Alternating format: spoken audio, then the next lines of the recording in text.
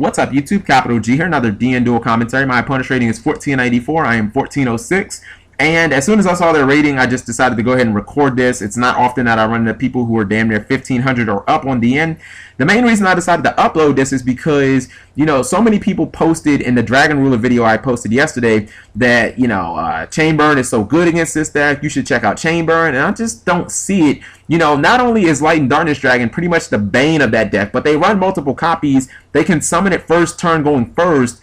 And they can search it through Equip's Wyvern. And unless you have Lava Golem, I mean, you might as well scoop it up. So I just see it as way too big of a risk. He sets one and plays 1 day apiece. So I'm like, oh my goodness, what am I playing? I have double Upstart, Reckless Greed, E-Virus, and Snow. I end up drawing the silver off of the 1 day apiece. I can't do any damage to him, so it's like no big rush or anything. And I've got also Drag Down. I play my Upstart and I draw Grapha.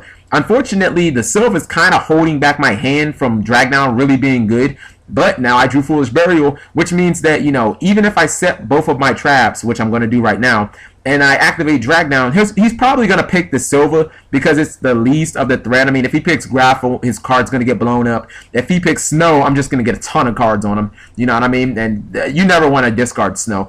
He has in his hand, when I activate Drag Down, Secret Barrel, Lava Golem, Battle Fader, and Swift Scarecrow. So he's playing Burn, so I know my E-Virus is just going to rape his anus. And unfortunately for him, all three of those cards are really, really easy to play around if you know that they're coming. So I'm just going to go ahead and I'm going to get rid of Swift Scarecrow, because Lava Golem, I mean, he'll never get that off against me. I'm not going to put 2 monsters on board. And even if I do, it'll be after I E-Virus him and he won't have any defense. He looks at my hand and he's probably going to pick the silver because it's the least threat to him. Unfortunately, unbeknownst to him, I do have the Foolish Burial, so I do have a way of getting Grapha on board, even if I have to use Silver. So I'm going to go ahead and I'm going to dump the Grapha into the graveyard. I'm going to bounce the Silver, and then I instantly have my E-Virus linked and ready to go. Now, I've got the Reckless Greed just for like some insurance, but as soon as he draws, I'm just going to go ahead, I'm going to activate the E-Virus, and we're just basically going to count how many traps that he has in his hand. And we know that he has Lava Golem and Battle Fader.